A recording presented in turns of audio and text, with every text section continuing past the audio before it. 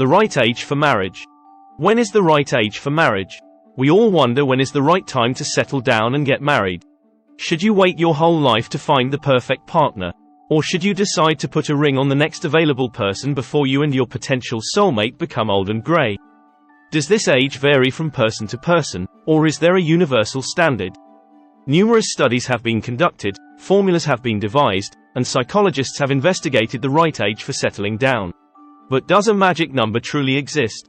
One thing is clear: the age of marriage has changed over time, with the increase in women's career opportunities and the number of lifetime partners. In 1961, the average age of marriage was 23 for women and 25 for men.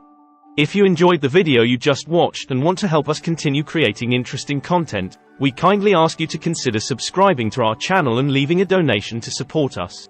Thanks to your support, we will be able to continue improving and offering you new insights. You can do it here below, through the appropriate buttons, subscribe, and thanks.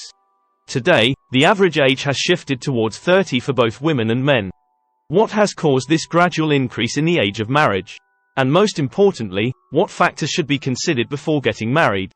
Marriage age. Many people decide it's time to get married when they start receiving inquiries from family members and relatives. We all understand when we go home for the holidays, when our mothers ask us when we'll see our spouses, and, of course, when we have several grandchildren. The time when this question is asked varies for everyone. For some women, this question is asked about 2 years after their first job. Other women manage to avoid this conversation until the end of their 20s, when their mythical biological clock starts to tick. For most men, this question is usually asked after their partners have settled down and started having children. Personally, I don't think this is a good age to settle down. If statistics count for anything, settling down in your 20s is a terrible idea and risks ending in separation within the first 5 years of marriage. The situation is even worse if you have children with your separated partner. Let's be honest, how many of us got married right after college and lived happily ever after? And what if you met the right person in high school? The fact that divorce rates are higher for couples who settle down early means that we need to discuss when to settle down. Not at what age you should get married, but at what point in your life you should get married. Some start a happy life at a young age, others at an older age, and still, others in the middle of a midlife crisis. Everyone's desire is to be happy. Questions to ask yourself before settling down. The first question to ask yourself is whether you can balance ambition with a committed relationship. At the beginning of life, we seek education. The purpose of education is to improve ourselves and, in many cases, shape our career. When we're a little older, it's time to decide what we really want to do with our lives. When evaluating whether to settle down or not, assess whether the relationship you're in supports your dreams and goals and allows you to grow. Don't neglect your college or post-college studies because you're trying to settle down with someone. You might get angry with them because you think it's their fault you can't focus on your studies.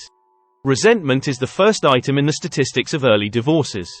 If you already have a career, make sure your partner understands your work-life balance and supports you as much as possible. Sometimes we all focus too much on work. But if you and your partner regularly struggle with the amount of work your career and dreams require, it might not be the right time to settle down. Then ask yourself if there's true love between you and your partner. We live in an era where the word love is sometimes thrown around in all its forms to achieve selfish goals. The person you settle down with shouldn't just be someone who says the right things. According to Rick and Morty, the person you spend the rest of your life with should have a true love for you, a love that goes beyond the chemistry of love. Don't take for granted that what you feel is truly love during positive moments. In positive moments, it's easy to feel excited and happy in your relationship. Instead, observe how your partner treats you during difficult times, when the world seems to be against you or them.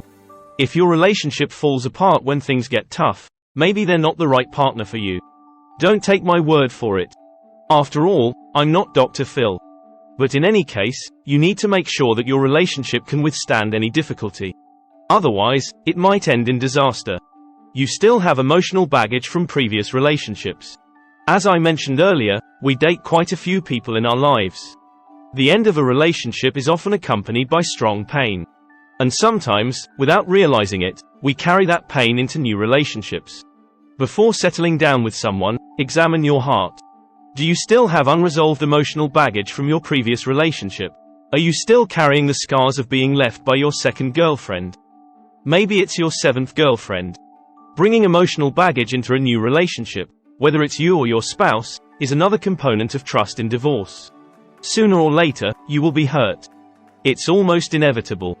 But even if it does happen, try to learn from it instead of clinging to the pain. Emotional baggage is not only negative for you but also unfair to your partner. In short, if you're still emotionally or painfully tied to your ex, don't settle. If you feel that you or your partner are still carrying emotional baggage, be open and honest. Explain your situation and listen to what they have to say. If you're open and respectful, talking about it will be better than trying to ignore it. One of the most important questions to ask yourself before settling down is, am I an independent person?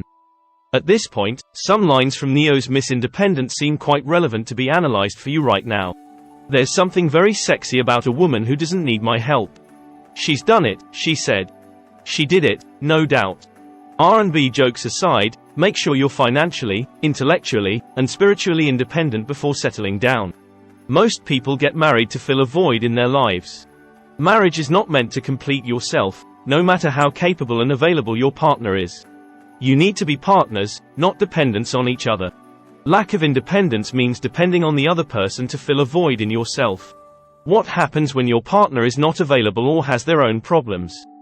Naturally, when you settle down, you'll want to be with someone who will support you no matter what. But as fantastic as your partner is, you can't expect him to be able to do it 24/7. Before settling down, make sure you've fully adapted on your own, without needing someone else's judgment all the time. And in an ideal world, make sure your partner is independent as well. Stop experimenting. The key to growth, especially in love, is learning who is wrong for you. Many of us need to kiss many frogs before finding our prince. And some of us just like to have fun. Let's admit it, you've already tried it. If this person is the last one, you're good. If you're still fantasizing about how much better your life would be if you met the 2.0 version of your partner, stop settling. Settling doesn't just mean settling down. The woman you bring into your family doesn't have to be objectively perfect, but she has to seem so to you. If you think there's someone better out there, look for them. The next question is mainly for those who think the age of marriage has passed. Are you settling because you're giving in to pressure? Love comes first, then marriage, then the baby and the baby carriage. We've been created to live by this maxim, and to be honest, it's been proven and tested for generations. But for some people, marriage comes only later in life. Others may follow social and cultural standards on the age at which they should get married. When the people around you keep telling you it's time to settle down, the pressure increases. Don't settle down to try to overcome this pressure. Don't decide to marry the first man you meet just to please your family, friends, or anyone else. This is definitely one of the keys to early divorce. In other words, would you want to marry someone who's only doing it to shut everyone else up? Get married after you're convinced that they're the person you want to see every morning for the rest of your life. You want children. If so, how do you want to raise them? You might feel pressured to settle down as soon as possible because you want children.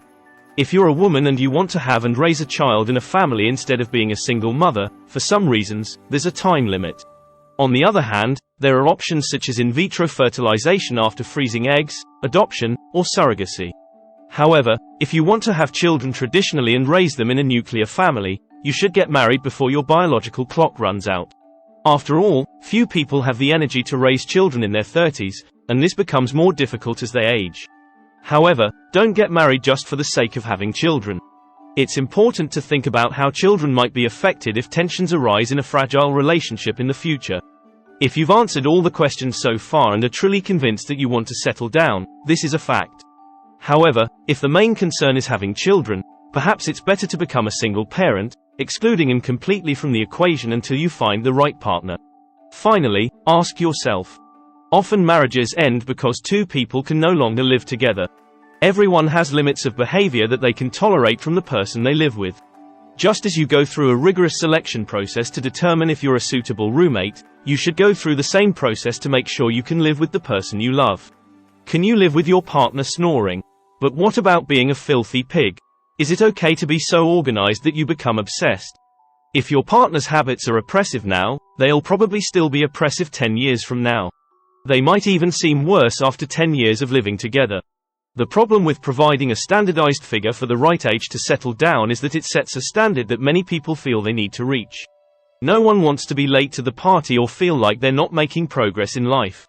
Personally, however, I don't believe there's a right age for marriage. It's much more important that the situation is already ready before wanting to settle down. A happy marriage can be a fairy tale, but most of us are happy and want our relationship to last as long as possible. If you've answered all the previous questions and think that 23 is a good age to settle down, go for it. But if you think you need to wait, there's no reason not to. Love first, then marriage. Leave a comment anyway so that we can perfect our creations. We would be happy with just a like from you, but the most important thing is not to forget to subscribe to the channel so you don't miss the next videos.